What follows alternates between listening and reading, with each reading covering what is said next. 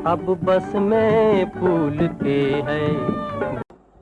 जी प्यारियो अस्सलाम वालेकुम वरहमतुल्लाहि वबरकातुहू जी। की हाल चाल है जी? ठीक ठाक हो? उम्मीद है तुम सारे ठीक ठाक होवोगे। अल्लाह ताला तुहाडे सारे ते रहमत फरमाए।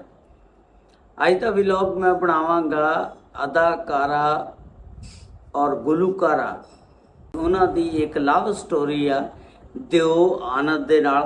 वो भी बहुत बड़े अदाकार, फिल्म साज और प्रोड्यूसर। उन्होंने एक प्यार मुहब्बत इश्क की कहानी है जी मैं तुहानूं सुणाण लगा।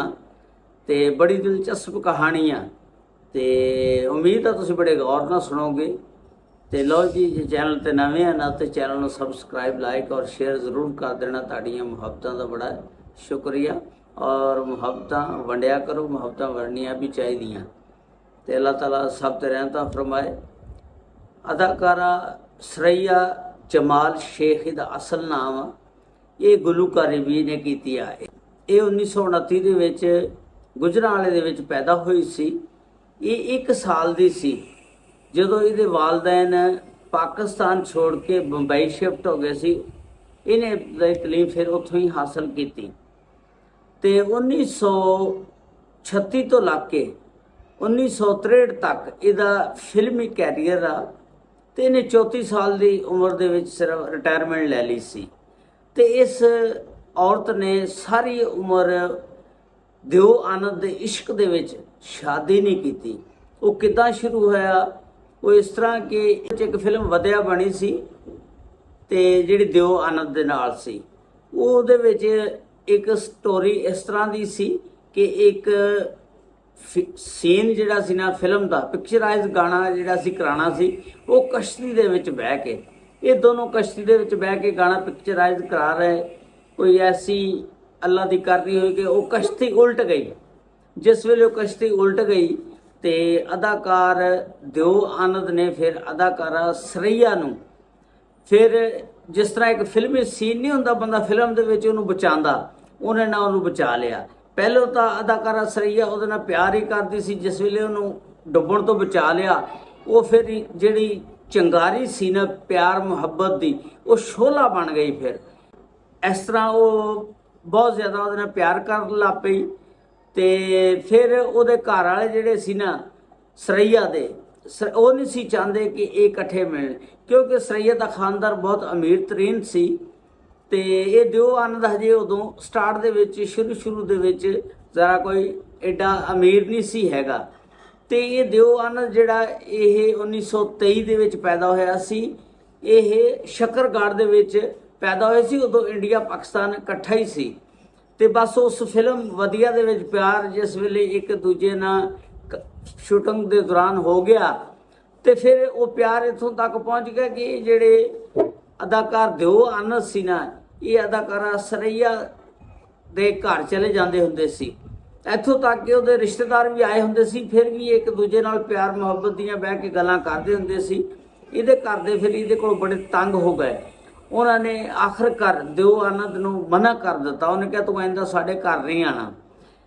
लेकिन उन्हें आपस में मिलने का एक होर नवा तरीका ईजाद कर लिया। ये एक जिहड़े फ्लैट ते रहिंदे हुंदे सी ना, उस फ्लैट दे विच काफ़ी घर सी, सीढ़ियाँ छत ते चढ़दियां हुंदियां सी। ये अदाकारा सरैया जिहड़ी है रात नूं जिस वेले सारे सो जांदे सी, अपने फ्लैट दे कमरे चों निकल के ना छत ते जाके चढ़ जांदियां हुंदियां सी। छत ते जाके टार्च लैके अदाकार दिओ आनंद जिहड़े सी वो दरिया की पट्टी ते बह जांदे हुंदे सी। फिर टार्च मारदी हुंदी सी। टार्च जिस वेले लाइट उहनूं मारनी तो उहनूं सिग्नल देने, तो अदाकार दिओ आनंद जिहड़ा सी फौरी छत ते फिर पहुँच जांदा सी।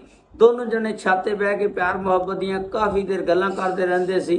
ते इत्थों तक कि अगर कोई गल भी ना हुंदी तो बैठ के सिर्फ एक दूजे के चेहरे नूं वेखी जाना, तो प्यार दे ख्वाब देखी जाने।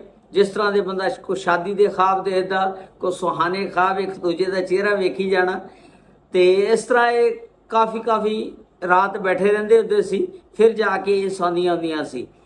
तो आखिरकार एक दिन फिर उहदे घर वालियां नूं जिस वेले पता लग गया, उन्होंने इहदे नूं सरैया नूं मना कर दिता बिल्कुल मिलने तो।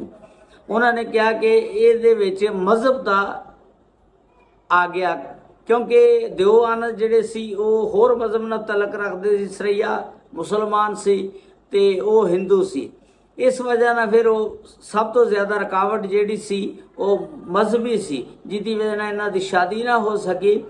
ਇਸ ਤਰ੍ਹਾਂ ਫਿਰ ਦਿਓ ਆਨੰਦ ਨੇ ਤਾਂ ਸੰਨ 1951 ਦੇ ਵਿੱਚ ਸ਼ਾਦੀ ਫਿਰ ਕਰਾ ਲਈ ਸੀ, ਲੇਕਿਨ ਸਰਈਆ ਜਮਾਲ ਜੀ ਦਾ ਨਾਮ ਹੁੰਦਾ, ਇਹਨੇ ਸਾਰੀ ਉਮਰ ਸ਼ਾਦੀ ਨਹੀਂ ਕਰਾਈ। ਇਹਨੇ ਤਕਰੀਬਨ 67 ਫਿਲਮਾਂ ਦੇ ਵਿੱਚ ਕੰਮ ਕੀਤਾ ਔਰ 338 ਗਾਣੇ ਇਹਨੇ ਗਾਏ। ਇਹ ਅਦਾਕਾਰੀ ਵੀ ਸੀ ਕਰਦੀ ਔਰ ਗੁਲੂਕਾਰਾ ਵੀ ਸੀ। ਤੇ ਇਸ ਤਰ੍ਹਾਂ ਇਹਨਾਂ ਦੇ ਪਿਆਰ ਦੀ ਕਹਾਣੀ ਜਿਹੜੀ ਹੈ ਵਿੱਚ ਹੀ ਟੁੱਟ ਗਈ, ਧੜਕ ਕਰਕੇ ਸਿਰੇ ਨਾ ਚੜੀ। ਤੇ ਸਰਈਆ ਨੇ ਫਿਰ ਸਾਰੀ ਉਮਰ ਸ਼ਾਦੀ ਨਹੀਂ ਕੀਤੀ। ਆਖਰਕਾਰ ਸਰਈਆ ਜਿਹੜੀ ਆ 2004 ਦੇ ਵਿੱਚ ਆਪਣੇ ਖਾਲਕੇ ਹਕੀਕੀ ਨੂੰ ਜਾ ਮਿਲਦੀ ਆ ਤੇ ਦਿਓ ਆਨੰਦ ਸਾਹਿਬ ਨੇ ਸੰਨ 1951 ਦੇ ਵਿੱਚ ਆਪਣੀ ਸ਼ਾਦੀ ਕਰ ਲਈ ਸੀ। ਔਰ ਇਹਨਾਂ ਦੇ ਪਿਆਰ ਦੀ ਸਟੋਰੀ ਜਿਹੜੀ ਸੰਨ 1948 ਤੋਂ ਲੱਗ ਕੇ 1951 ਤੱਕ 4 ਸਾਲ ਅਰੂਜ ਤੇ ਰਹੀ ਆ। ਤੇ ਇਸ਼ਕ ਮੁਆਸ਼ਕੇ ਦਾ ਕੰਮ ਕਾਫੀ ਫਿਰ ਚੱਲਦਾ ਰਿਹਾ, ਲੇਕਿਨ ਬਸ ਉਹ ਇੱਕ ਮਜ਼ਹਬ ਦੀ ਬੁਨਿਆਦ ਦੇ ਉੱਤੇ ਇਹਨਾਂ ਦੀ ਸ਼ਾਦੀ ਨਾ ਹੋ ਸਕੀ। ਇਸ ਤਰ੍ਹਾਂ ਇਹਨਾਂ ਦੇ ਦਿਲ ਟੁੱਟ ਗਏ, ਇਹਨਾਂ ਦੀ ਬਾਹਾਂ ਜਿਹੜੀਆਂ ਜੁਦਾ ਹੋ ਗਈਆਂ ਦੋਨਾਂ ਦੀਆਂ।